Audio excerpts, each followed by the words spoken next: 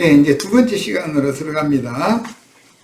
첫 시간이 많이 걸렸네, 생각보다.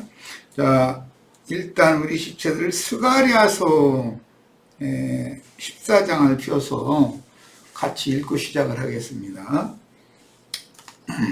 14장 4절부터 7절. 그날에 그의 발이 예루살렘 앞 곧 동쪽 감람산에 서실 것이요, 감람산은 그 한 가운데가 동서로 갈라져 매우 큰 골짜기가 되어서 산 절반은 북으로 절반은 남으로 옮기고 그 산 골짜기는 아셀까지 이를지라. 아셀이라는 것은 저 북쪽 북이스라엘 왕국의 북쪽 중에서도 서편 지중해 변 가해 그 아셀 지파의 기업이죠.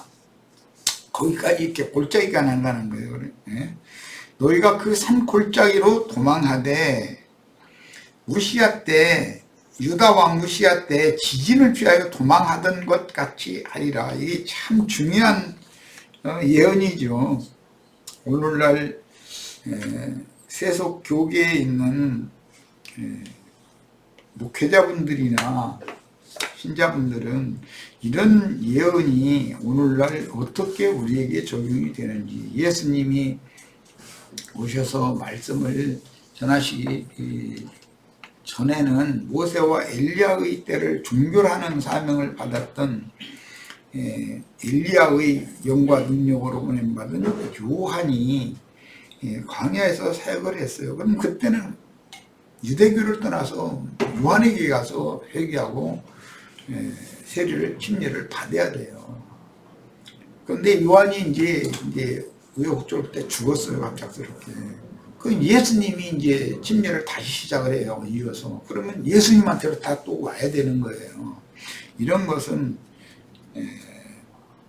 예언들이 어떻게 표상으로 역사상에 이루어졌는지, 예수님의 사역에 마치면은 그 영의 사역으로 이어지기 때문에 그 영과 신부가 말씀하시는 그것으로 오늘날은 파급히 도망을 해야 돼요. 그래야 살아남는 거예요. 소돔과 고모라를 심판하실 때에도 소돔과 고모라와 아돔과 스보임 등 그 주변 도시들에 있는 신자들은 살기 위해서는 그곳에서 도망해서 산으로 도망가서 자기 생명을 보존해야 된다고 그랬어요. 천사가 지시하는 산으로 도망을 해야 되는 것이거든요. 그런데 그냥 느슨하게 도망가서는 안 된다는 거예요. 화급히. 지진을 피해서 도망가는 거니까 안 그러면 죽으니까 살기 위해서 도망가는 것이잖아요, 지금. 이게 도망갈 자리를 이렇게 주님은 미리 마련을 해 놓으시고, 내 백성은 거기에서 나와라. 그럼 나오기만 해도 되는 건 아니죠. 어디로 도망갈 거냐? 감람산 골짜기로 도망가는 건 하나의 표상이잖아요. 그날에는 나의 하나님 여호와께서 임하실 것이요, 도망간 자들에게 오시는 거예요. 그럼 구원의 주님으로 오시는 거예요. 모든 거룩한 자들이 주와 함께하리라. 지천사들을 데리고 온다, 이 말이죠. 자, 그날에는 빛이 없겠고 광명한 것들이 떠날 것이다. 여기 광명한 것들이 떠난다. 이제 좀 것들이 그러니까 좀 이상하게 번역을 했는데 빛의 말씀을 맡은 자들이 힘을 받아서 다 떠나간다는 건 죽는다, 이 말이에요. 친다는 것은 죽이는 걸 말하는 것이고, 여호와께서 하시는 한 날이 있으리니, 이건 여호와만 아시는, 아버지만 아시는 한 날이 있으리니 낮도 아니요 밤도 아니라 어두워갈 때 빛이 있으리로다. 굉장히 어렵죠, 표현이. 이제 세 번역으로 인용을 해드렸나 읽어보겠습니다. 그날이 오면 햇빛도 차가움이라는 말은 덧붙인 말이고, 달빛도 밤의 빛도 그 말이에요. 낮의 빛도 밤의 빛도 없어진다. 낮이 따로 없고 밤도 없는 대낮만이 이어진다. 이게 하나님의 영광이 계속될 것이다. 앞으로는 이것은 참빛의 세계가 임한다라는 뜻이에요. 이게 이제 새하늘과 새 땅이 펼쳐지는 것이죠. 개천한다고 이제 동양 우리의 언어 표현으로 그렇게 말하죠. 그때가 언제 오는지는 주님께서만 아신다. 이 말을 예수님 인용해서 그 날과 그 시는 아버지만 아시는 날이다 이렇게 표현을 하였어요. 저녁 때가 되어도 여전히 대낮처럼 밝을 것이다. 그러니까 햇빛과 그런 달빛이 빛이 되어지는 시대가 아니다. 그게 하나님의 영광빛이 참빛이 온 우주를 이렇게 빛으로 다스리는 새 시대가 온다. 지금 그에 대한 예언이에요. 이 예언 말씀이 계시록 21장 25절로 26절과 22장 5절에 이 말씀이 이제 재인용이 되어져서 적용이 됐어요. 회복력 성경을 읽어드리겠습니다. 스가랴 14장 6절로 7절 동일한 구절이에요.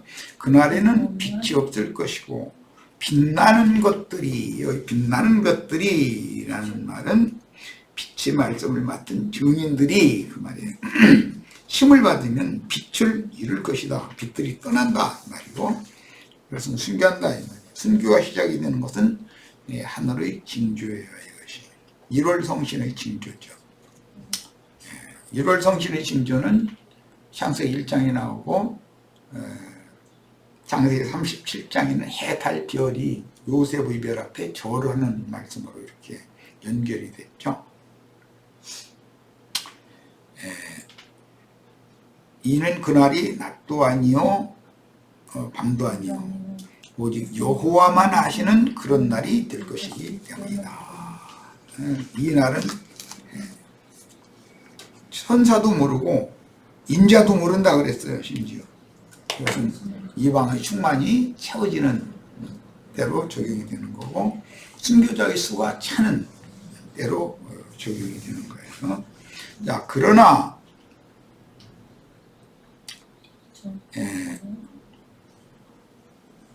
빛이 저녁 때가 되면 빛이 있게 된다.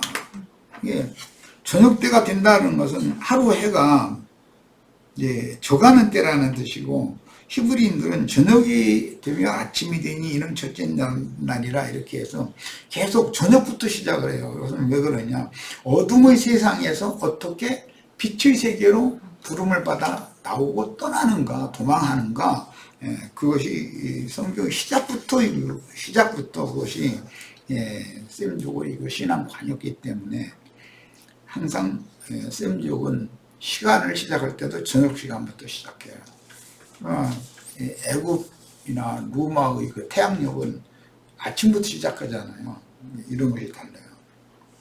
그래서 사람들이 사실은 본인들이 어둠에 잡혀 있고 어둠에 묻혀 있는 상태인데, 세상 사람들은 자신은 지혜롭다, 지식이 있다, 즉 자신들은 빛 가운데 있다, 빛의 자식이다, 자녀다, 이렇게 오판을 하고 있다는 것이죠. 오늘날은 우리나라는 특히 이제 정치 시즌이 와가지고 자칭 빛의 자식인 사람들이 왜 그렇게 많은지 모르겠어요. 너무 많은 것 같아요. 제가 보니까 국가 지도자 하겠다는 법을 품은 사람들 한 20명 넘는 것 같은데, 참 우리나라 대단한 나라다 하나 그런 생각도 해요. 어쨌든 정말로 좋은 분이 다음 대를 이어서 국가 지도자가 좀 되기를 바랍니다. 자, 이거는 자연빛은 떠나고 영적인 새날이 시작되는 것을 의미할 때 저녁 때가 되어, 빛들이 떠났는데 저녁 때가 되면 또 빛이 있을 것이다 그랬어요.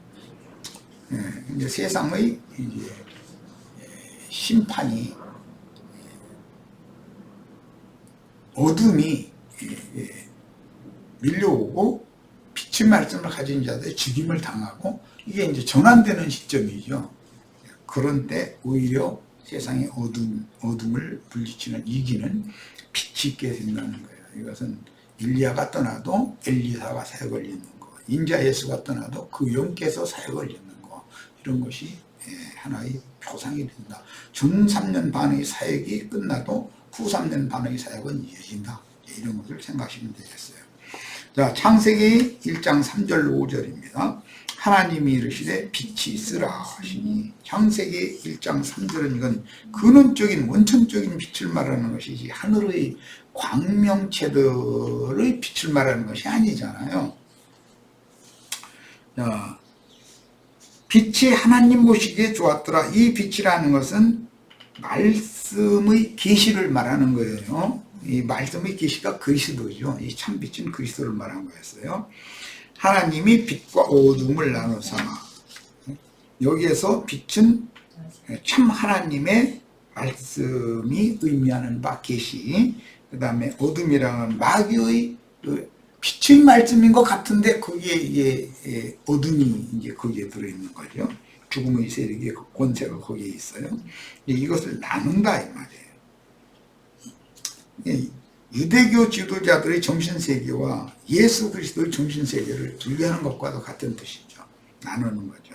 오늘날 말하자면 주님의 교회가 가르치는 가르침과 세상교계가 가르치는 가르침을 이렇게 분리하는 것과 관계가 되는 거예요. 하나님이 빛을 낮이라 부르시고 어둠을 밤이라 부르시니라. 저녁이 되고 아침이 되는 첫째 날이니라 그랬어요. 자, 본문의 빛을 참빛이라고 하며 넷째 날의 빛은 참빛이라고 하지 않죠. 그것은 결국은 세상이 있는 동안만 햇빛과 달빛이 필요하니까 있는 거고, 영원 세계가 실현이 된다면 그런 햇빛과 달빛은 쓸데가 없게 되는 것이죠. 하나님의 영광빛만이 온 우주를 영원토록 다스릴 거기 때문에 그걸 이해를 하시면 돼요. 자, 생명의 빛인 그리스도이니 빛의 근원은 말씀이신 하나님입니다.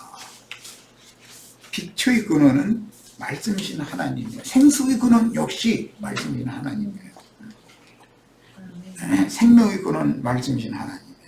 그리스도는 하나님의 영광이며 빛의 사자들은 그리스도의 증인들을 통해서 어둠과 죽음의 바다인 세상에 전달되는데, 증인들의 증거를 듣고 영의 빛을 받아 깨달은 진리의 증거들이 마음에 믿어지면 빛의 자녀로 거듭난다. 여자가 나면 어둠의 자식으로 낳게 되죠. 흑사람으로 낳는 거니까. 그 흑사람으로 나와서 세상의 호적에 등록을 하면 그 이름이 흙의 기록이 되는 거예요. 이걸 잘 이해하셔야 되겠어요. 인자 예수가 태어났을 때 호종령이 내려지잖아요. 그런데 그 전에도 아켈라오 때 이미 호종령이 있었다는 거예요. 그러니까 호종령이 2번 내려진다. 뭐든지 두 번째가 이 완전한 거예요. 예수 그리스도 이름은 하늘의 기록이 되는 이름이 이제 등재가 되는 거죠.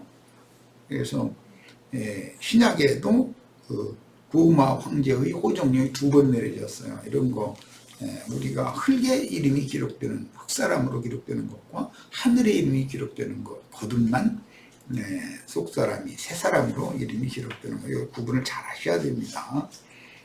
자, 그 다음에 37장 지금 9절부터 다시 보겠습니다. 여기 1장 18절 거기 19절 안 읽었구나. 밤을 주관하는 것, 낮을 주관하는 것은 빛을 반사하는 거예요. 햇빛이라는 것도 창세기 1장 3절에 나오는 참빛을 반사하는 빛이단 말이에요. 그게. 그러니까 인자 예수의 말씀도 완전한 근원적인 말씀에서 받아서 한 것이지만, 인자 예수의 말씀이 그 영의 말씀과 같이 완전하지가 않았었어요. 이런 것도, 이런 얘기하면 예수님 말씀이 완전하지 않았느냐 이러면서 또 뭐가 오해할까 무서운데, 예수님의 말씀이야 완전하지만 들을 제자들이 그걸 다 소화할 수 없기 때문에 거기에 맞춰서 해준 거예요. 그런 걸 잘 생각해 보시길 바라요. 그래서 광명체를 두어 가지고 낮과 밤을 주관하게 하셨다. 이 말은 해의 말씀을 통해서는 낮을 주관하게 하고, 달과 별들의 말씀을 통해서는 밤을 주관하게 했다. 이제 그런 뜻입니다. 하시니 하나님이 보시기에 좋았더라. 저녁이 되고 아침이 되기는 넷째 날이니라 그랬어요. 이제 창세기 37장으로 연결합니다. 9절로 11절을 보겠습니다. 네, 앞에서 근원적인 빛과 궁창에서 땅을 비추는 빛들이 두 가지의 빛들을 대조해서 말씀을 드렸고, 이제 창세기 37장에는 요셉이 이것을 꿈으로 꿨고, 이게 요셉의 인생에서 요셉에게 이제 적용이 됐죠. 요셉과 열두 형제들에게. 자, 요셉이 다시 꿈을 꾸고, 첫 번째는 밭에서 추수하는 꿈을 꿨었죠. 이번에는 1월 성신에 대한 꿈을 꿨어요. 그의 형들에게 말하여 이르되 내가 또 꿈을 꾼즉, 여기 또라는 건 두 번째 꿈을 꿨다는 거예요. 계속 내가 오늘은 두 번째 것을 강조하고 있어요. 치는데도 두 번. 그 다음에 엘리야에게 음식을 주실 때도 두 번째 주셨다. 먼저는 육의 음식을 주셨고, 그 다음에는 그 말씀을 깨달아서 영의 음식으로 소화되는 음식을 또 먹게 됐다.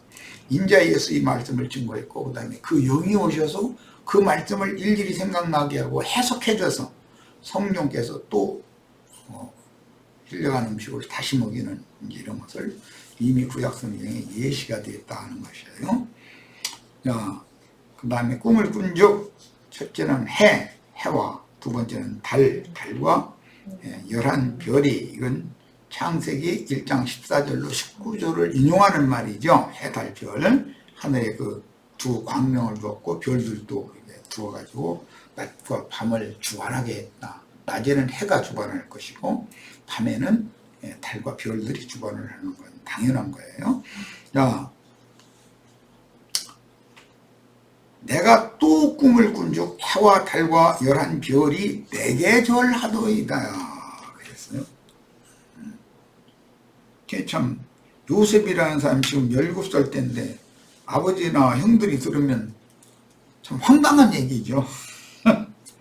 두 번째 꿈까지도 이렇게 말하니까, 생명의 근원이신 아버지를 말할 때는 해, 그 다음에 아버지의 대필은 어머니, 그시도에 보면 교회를 말할 때는 달, 교회 중에 사도들, 증인들을 말할 때는 별들, 이렇게 비유했다는 걸 알 수 있고, 자, 10절로 갑니다. 그가 그의 꿈을 아버지와 형들에게 말하매 아버지가 그를 꾸짖고 그에게 이르되 네가 꾼 꿈이 무엇이냐?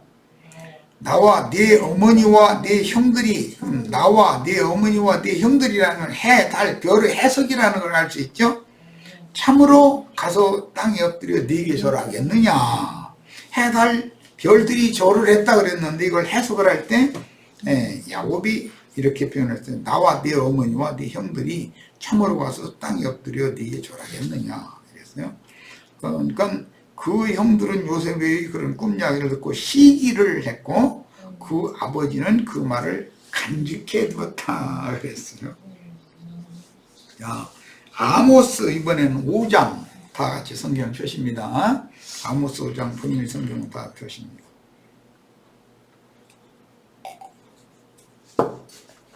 자, 5장 18절로 20절.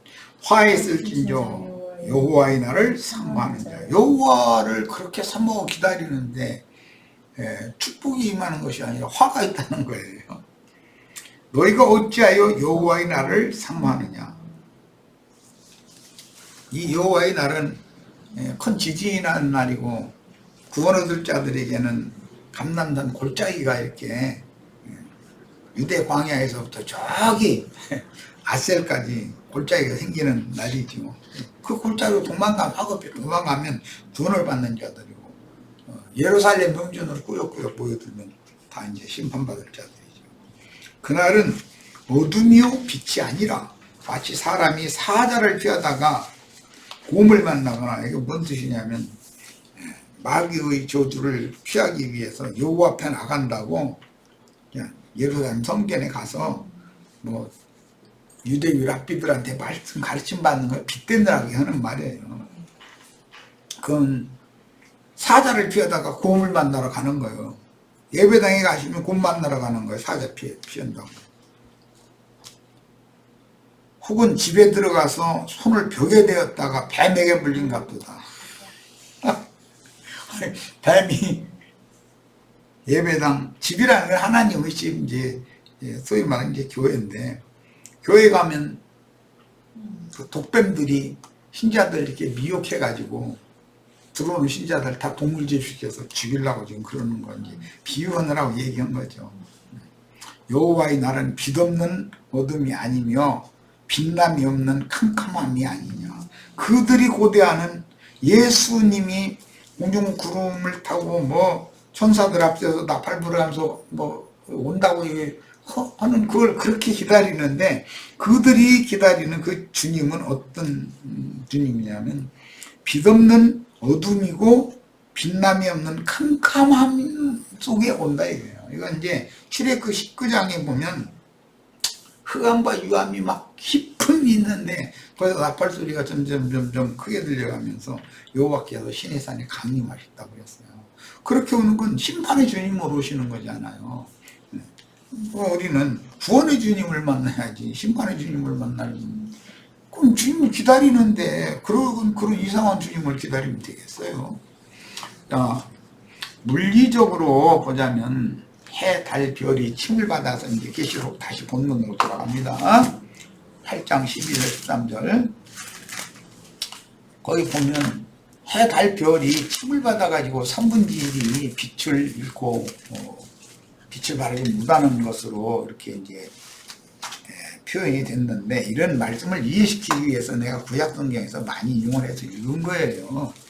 자, 물리적으로 보자면 문자대로만 해석하자면 이것은 자연 환경의 파괴로 인하여 인간들이 스스로 무덤을 파는 거죠. 기후가 급격한 변화를 일으키므로 사계절의 변화가 일정하게 못할 것이고, 또 이렇게 막 어마어마한 그 떼약볕 있다가 그 다음에는 막 소나기 구름이 많이 만들어져 가지고 폭풍 이런 것들이 막 몰려오고, 이런 지구상의 이런 변화는 사실은 사람들이 욕심에 따라서 뭐 여기저기다 공장을 너무 많이 세우고 뭐 자연을 파괴했기 때문에 인간들이 역습당하는 것이거든요. 지금 이제 그것은 표상이죠. 기독교계의 말씀을 변질시켜 가지고 너무나 신앙세계를 파손을 심히 하다 보니까 주님의 진노가 이제 기독교계에 임하는 것에 대한 표상이다 이런 말이에요. 이걸 영적으로 이해를 하자면 해나 달이나 혹은 별들은 진리 말씀이신 주님과 교회가 또 주님의 교회가 난 아들들인 천국의 제자된 서기관들을 말할 때 해, 달, 별로 이렇게 비유를 했다. 그런데 그게 빛을 반사를 해야 되는데 침을 받아가지고 빛을 잃어간다 이 말이에요. 아까 이제 엘리야가 어떻게 박해를 피해서 숨고 말씀이 닫아짐으로 온 세상에 거짓 선지자들이 오히려 더 득세하게 되고, 이런 전환에 대해서 얘기를 했어요. 그러나 하나님은 엘리야 외에도 7천을 간수해 두셨고 새 시대를 그들을 통해서 다시 이제 여실 거예요. 그런데 아합과 이세벨 또 그를 추종하는 거짓 선지자들을 맹신하던 많은 사람들을 쓸어버려야 된다. 이 심판이 당연히 있는 거죠. 이건 화해서 실현될 거예요. 자, 그 당시에 빛들이 침을 받는 것은 마지막 나팔을 불어야 할 사명을 받은 주의 증인들에게 하나님의 인을 치던 앞선 증인들이 극도의 핍박을 받아 옥에 갇히거나 혹은 죽임을 당하여 이 생을 떠나므로 세상 교계에는 어둠의 세력이 권세를 잡고 진리의 지식들이 점점 더 혼잡하게 되어져서 뱀의 지혜와 세상 지식이 횡행하고 하나님의 참 지혜와 영적 지식이 이제 전부 가려지기 시작한다. 그런 말이죠.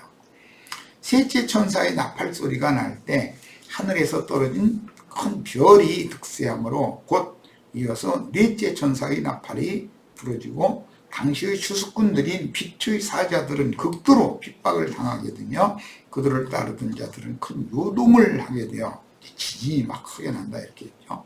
뿔뿔이 흩어지거나 숨을 수밖에 없게 마련이다. 어떤 신자는 미우영에게 붙잡혀서 다른 교리들의 세례에 당하여 견디지 못하고 진리를 버리고 교회를 떠날 수밖에 없는 극한 상황에 내몰리게 될 것이나 나중까지 견디는 자만 자신의 영혼을 구원을 얻게 된다고 예언이 되어 있습니다.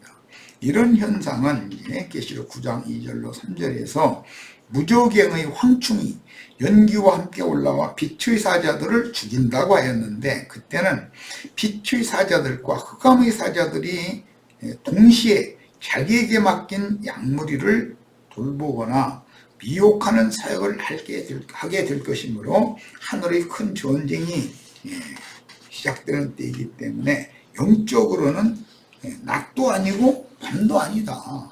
그렇습니다. 고생 땅에는 어둠이 없었고 빛이 비쳤죠. 그러니까 거기는 낮밤이 없이 빛이 역사되는 거예요. 그런데 애굽 전역에는 어둠이 이제 막 몰려오는 거예요. 이제 이건 상징이죠. 그러나 빛의 말씀을 맡은 광명한 자들은 박해 중에 영원한 복음을 증거하다가 순교하여 하나둘 떠나게 될 것이며 일시적으로는 어둠의 사자들이 득세하는 것처럼 보일 것이나 빛의 말씀을 맡은 광명의 사자들이 어둠의 사자들에게 핍박받고 순교당하는 사건은 진실한 신앙을 추구하는 감춰진 성도들에게 진리의 영이 갑절로 임하는 계기가 되게 바랍니다. 숨은 자들, 남은 자들에게는 평상시 교회에서 가르침받던 그 말씀에 대해서 불분명했던 것들이 성령의 계시를 통해서 아주 명확해지게 된다. 그래야 새 시대를 펼칠 수가 있는 거예요. 광명한 자들이 떠나기 전에 마땅히 할 말로 진리를 밝히는 증거를 다 하게 될 것이기 때문에 분명하지 못했던 성도들도 순교자들이 마지막으로 남긴 진리의 증거로 아까 세사금의 어떤 법정에서 마지막으로 증언할 수 있는 기회를 얻을 때 남기는 건 사실은 유언의 말이지만 그건 어마어마한 그 생명의 빛을 거기에 내포하고 있는 말들인 거죠. 그래서 우리는 요한 1, 2, 3서나 베드로 전후서나 이런 걸 읽을 디모데 전후서나 이런 성경을 읽을 때는 다른 성경 읽는 것보다 정말로 세밀한 관심을 가지고 읽어야 돼요. 예수님이 6월절 마지막 6월절 때 제자들에게 떡을 또는 잔을 돌려주시면서 그 다음에 죽기까지 하셨던 그 말씀, 그건 아주 사실은 양이 굉장히 많죠. 그런데 그 말씀이 얼마나 중요한지를 알아야 된다는 거예요. 세상에서도 그 부모가 유언을 남기는 말은 법이잖아요. 그게 세법이 되는 거죠. 결과적으로는 이 사건이 기성교계에서 대대적인 진리 말씀의 전쟁이 일어나는 도화선이 될 것이며 가라지 무리가 바다에서 올라온 짐승들이 핍박을 받되 풀무불에 던져지는 심판을 당하는 원인이 될 것인데 이 말의 뜻은 화로 구성된 독수리들의 영원한 복음 전파가 짙을 것이다 라는 뜻이에요. 이게 이 화라는 것은 흔히 말하는 후 3년 반 엘리사의 사역, 엘리야의 사역이 끝나고 엘리사의 사역이 이어진다 이런 것과 같은 뜻이에요. 자, 이제 13절 8장의 마무리 구절입니다. 내가 또 보고 들으니 공중에 날아가는 독수리가 큰 소리로 이르되, 여기 독수리의 나팔 소리가 이제 나오죠. 땅에 거하는 자들에게 화가 있으리라.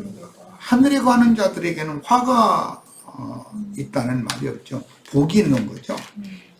땅과 바다에는 이제 화가 있을 거예요. 화가 세 가지 화로 되어 있어요. 이 외에도 네 천사의 나팔 소리 외에도 세 천사가 아직 불어야 되는 나팔 소리가 아직 남아있기 때문이다 라는 거예요. 자, 이 세 천사가 부는 나팔은 엘리사의 사역이죠. 엘리야의 사역의 종결은 네나팔론을 이룬 거예요.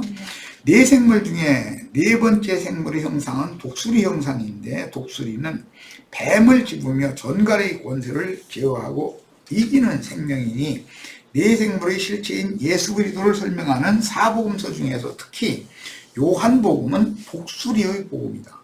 독수리는 뱀을 발톱으로 집어서 높이 비상하는 날짐승들 중의 대표이지만, 어떤 성경에서는 부정한 새를 대표하는 경우도 있어서 살펴서 해석을 해야 됩니다. 아무것도 아닌 땅굴 쪽에서 사는 미어캣인가 이런 것들이 독사, 전갈 잡아먹는 거 보면 참 기가 막히죠. 전갈만 잡아먹더만 그 참 신기해. 우리 형제 자매님들 다 뱀을 집어올리고 전갈의 권세를 제어하고 하는 능력을 다 받으시기를 바라요. 독수리는 뱀의 독에 해를 받지 않으며 뱀을 잡아먹는 날짐승의 대표로서 사도 요한에게 계시된 말씀들은 세상을 이기는 생명이신 예수 그리스도에 대한 계시입니다. 요한복음 16장 7절로 14절에서 진리의 성령이 오시면 죄에 대하여, 의에 대하여, 심판에 대하여 세상을 책망하시리라고 예언하였으며, 주님의 말씀을 받은 지자들은 주님께서 세상을 이긴 것 같이 동일한 그 말씀으로 세상을 이길 것이라고 격려도 하셨고 예언도 하셨죠. 이런 말씀이 우리 축복의 말씀 되기를 바라요. 요한 1서 2장 14절로 17절에서도 하나님 말씀이 속에 거하는 청년들은 강하여 흉악한 자고 세상신을 이기므로 하나님 아버지의 사랑이 그 속에 있음을 증명한다라고 말씀하셨어요. 하나님의 말씀을 계속 읽어야 된다는 걸 강조하는 의미를 잘 이해하셔야 되겠어요. 성도들의 진실한 믿음은 사망의 세력을 잡은 자 곧 마귀를 이김으로 세상을 이기는 자라는 사실이 증명이 되는 겁니다. 그건 죽음의 권세자, 어둠의 권세자인 마귀를 이긴다는 육신의 생각을 영의 생각으로 개인적으로 그냥 제어하고 이기는 걸 말하는 거예요. 이제 밖으로 외적으로는 이런 진리 증거를 통해서 거짓 선지자들이 그런 거짓 섞인 누룩 섞인 말들을 제압해야 된다는 그런 뜻이죠. 히브리서 2장 14절로 16절 자녀들은 혈과 육에 속하였으며 그도 또한 같은 모양으로 혈과 육을 함께 지니심은 죽음을 통하여 죽음의 세력을 잡은 자 곧 마귀를 멸하시며 또 죽기를 무서워함으로 한평생 매어 종로로 가는 모든 자들을 놓아주려 하십니다. 이것이 진정한 해방이다. 지난 시간에 충분히 말씀드렸습니다. 뭔가 집착하고 자기의 옳음과 선함과 자기의 주장과 이런 것들에 이렇게 자기 자신이 이게 붙잡힐 수가 있고, 그게 그 사람의 속 사람을 가둬놓는 감옥이 된다 이거예요. 스스로 감옥에 갇히는 거예요. 여기서 풀어서 해방을 시키는 이 법칙이 뭐냐? 호렙산 굴 속에 들어갈 때는 엘리야가 지금 신앙이 퇴보했다는 뜻이잖아요. 여태까지 담대하게 850인과도 1대 850으로도 대결을 하고 그래도 하나님이 이기해서 이기해줬고 그런데, 그렇게 담대하던 엘리야가 육신의 죽음을 이렇게 예상을 하면서 죽음의 권세가 스물스물 자기에게 밀려오는 걸 보면 도망가가지고 숨어서 불 속에서 나오지도 못하고 떨고 있잖아요. 얼마든지 인간이 이럴 수 있다는 거예요. 그래서 음식을 2번 먹이시고 그냥 네 번째, 결과적으로는 세미한 음성이 들리기 시작하니까 새힘을 얻어가지고 굴 밖으로 불은 밖으로 탁 나오잖아요. 나와가지고는 3가지 사명, 3사람에게 기름을 부어서 사명을 완수하고 이제 죽는 거예요.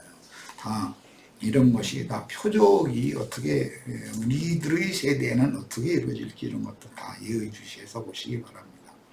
이는 확실히 천사들을 붙들어 주려 하심이 아니요 오직 아브라함의 자손을 붙들어 주려 하십니다. 붙들어 준다라는 참 기독교의 찬송도 참 많아요. 붙들어 주신다 주님께서. 주님이 이 손을 꼭 잡고 가소서 붙들어 준다 이제 이런 건데, 그건 혼적으로 그런 찬송 부르는 것이 붙들어 주는 것이 아니에요. 내 양심을 붙들고 계셔야 되고 내 마음의 생각을 붙들고 계셔야 돼요. 그게 흔들리지가 않죠.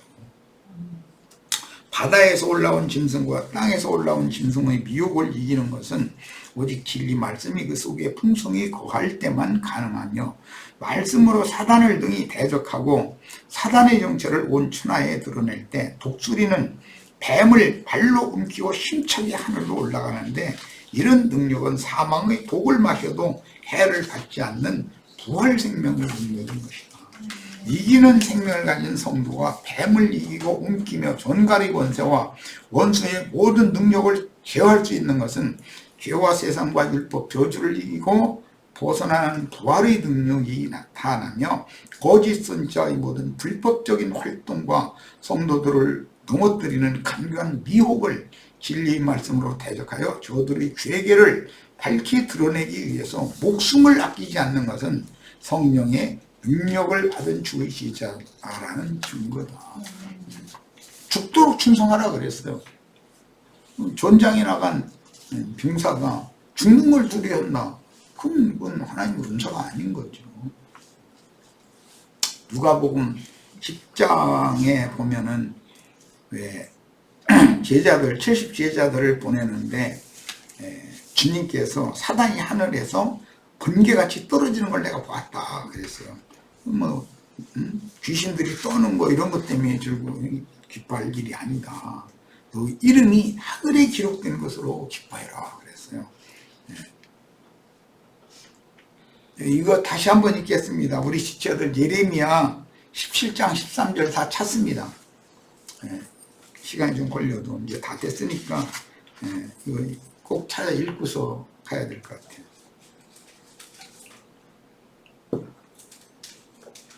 히브리서 12장에는 하늘에 그 이름이 기록된 자들 얘기가 나와요. 다 그렇게 되셔야 되겠어요. 그런데 어떤 사람은 흙이라고 하는데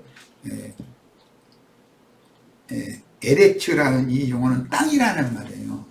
땅에 이름이 기록될 자들도 있다. 그럼 어떤 사람들이냐? 예레미야 17장 다 찾으셨죠? 13절 예레미야 17장 13절 읽습니다. 자, 중간부터 있습니다. 무릇 여호와를 떠나는 자는요 배두자죠. 흙의 기록이 된다 그랬어요. 흙의 기록이 되오리니 이는 생수의 근원이신 여호와를 버렸기 때문이다 그랬습니다. 오늘 우리 형제자매들 교회 생활하다가 떠난다는 것이 어떤 일이 벌어지는가를 잘 이해하셔야 돼요. 하늘의 별이 떨어진다. 이런 얘기가 기록이 돼요. 어디로 떨어져요? 땅으로 떨어져요. 그러면 하늘에 기록된 이름이 기록된 사람인데 땅바닥으로 떨어지면 땅의 사람으로 이름이 또 땅에다 기록이 될 수가 있다는 거예요. 왜 그러는가? 그것은 생수의 근원이신 여호와를 버리고 떠났기 때문이다. 그것은 배도자가 됐기 때문이다라는 거예요. 얼마든지 이런 일이 일어날 수 있어요.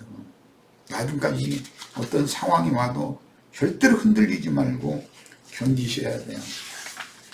그리고 미혹당하지 마셔야 돼요. 자, 계시록 4장 7절 읽습니다. 이제 시간이 돼서 빨리빨리 해야 되겠네. 그 첫째 생물은 사자 같고 그 둘째 생물은 송아지 같고 그 셋째 생물은 얼굴이 사람 같고 그 넷째 생물은 날아가는 독수리 같은데 여기 날아가는 독수리 여기다 줄을 다 쳐놓습니다. 날아가는 독수리 잘 기억해 두세요. 오늘 8장 13절 8장의 마무리 말씀에 뭐라고 되어 있나 봅니다. 내가 또 보고 들으니 공중에 날아가는 독수리가 그랬어요. 그냥 독수리라고 되어 있지 않고 날아가는 거예요. 독수리가 큰 소리로 이르되 땅에 사는 자들에게 화가 있으리니 이는 새 천사들이 불어야 할 나팔소리가 남아있음이로다 하더라. 지금 날아가는을 강조했어요. 자, 계시록 12장 14절 자, 본인의 성경으로 다 찾아 빨리 읽습니다. 그 여자가 큰 독수리의 두 날개를 받아서 광야 자기 곳으로 날아가는 거예요. 날아가는 거예요.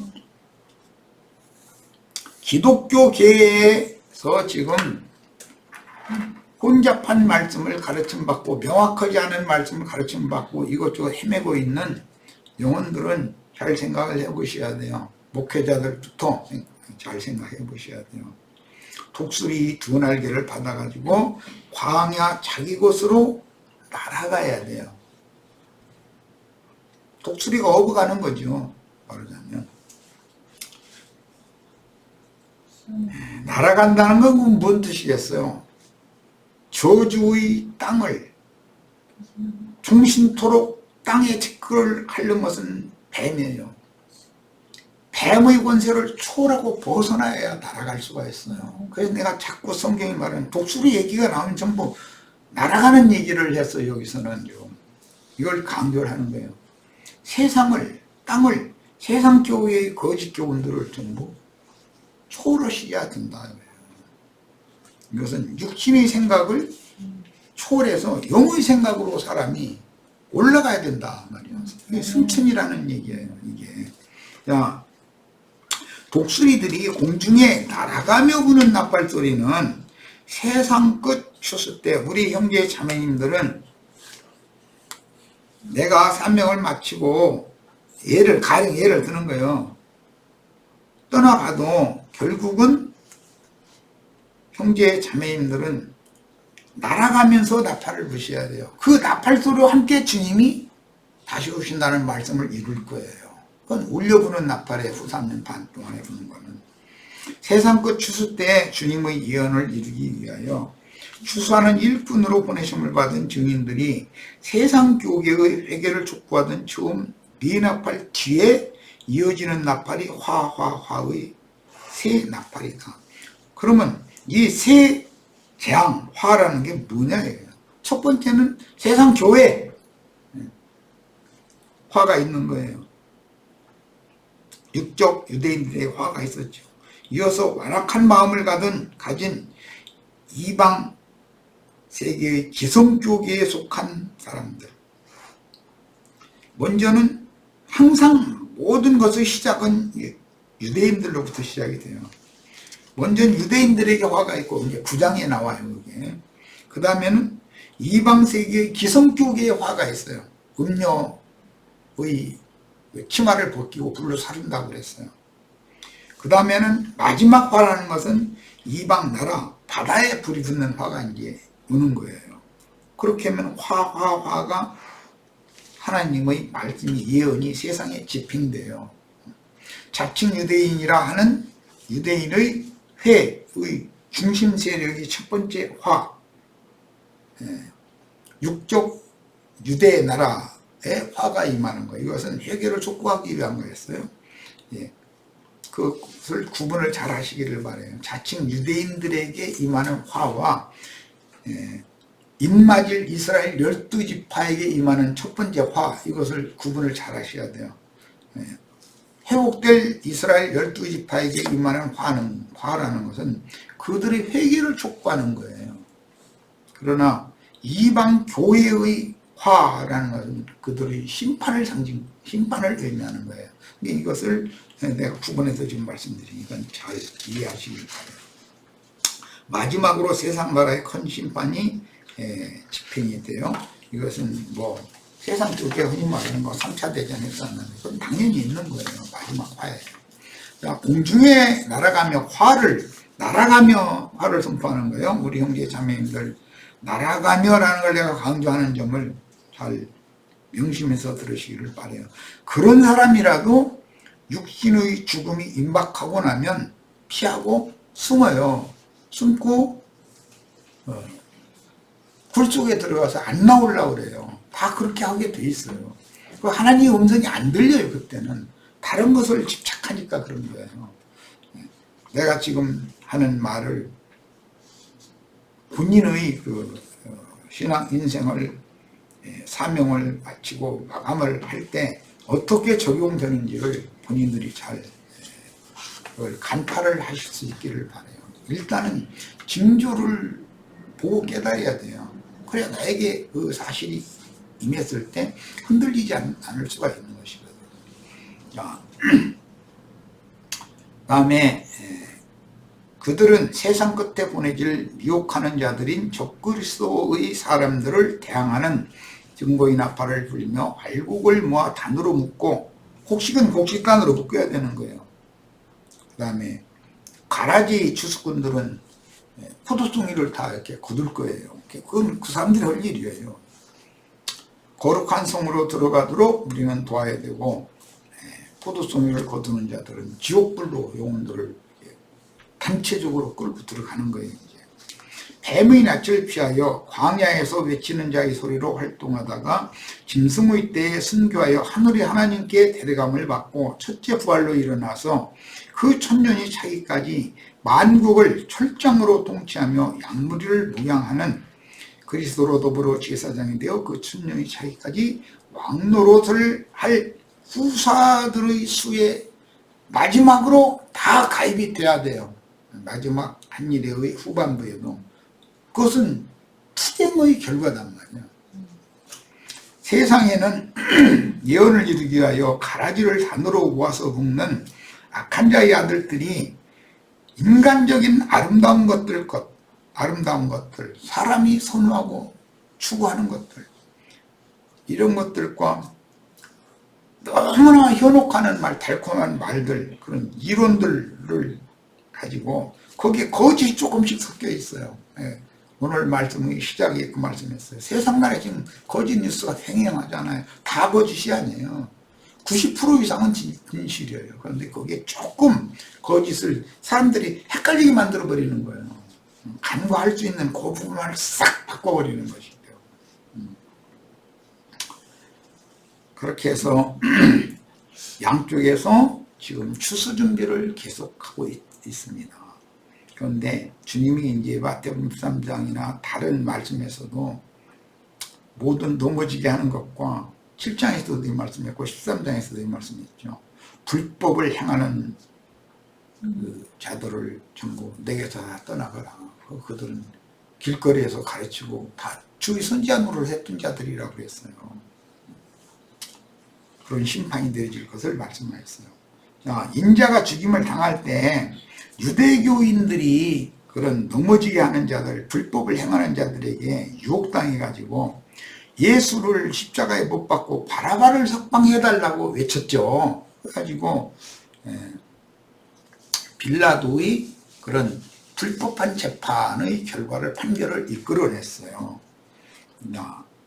교회 추수를 마무리 짓는 두 번째 치는 거, 해, 달, 별을 이제 친다 이렇게 했는데 두 번째 칠 때도 증인들을 기독교인들이 저를 죽여야 한다라고 외친다 이거예요. 재판을 받도록 자기네들은 죽이는 본이 없으니까 세상 법정에 넘길 거예요. 나는 이상하게 판사, 검사, 난 이런 사람들 신임을 않는 사람이에요. 만약에 내가 잡혀가면 난 변호사도 필요 없다고 그럴 거예요. 아, 주님이 마땅히 증거할 것을 내 입에 넣어주시는 대로 내 자신이 대언을 하고 나 갈 거다. 난 이럴 거예요.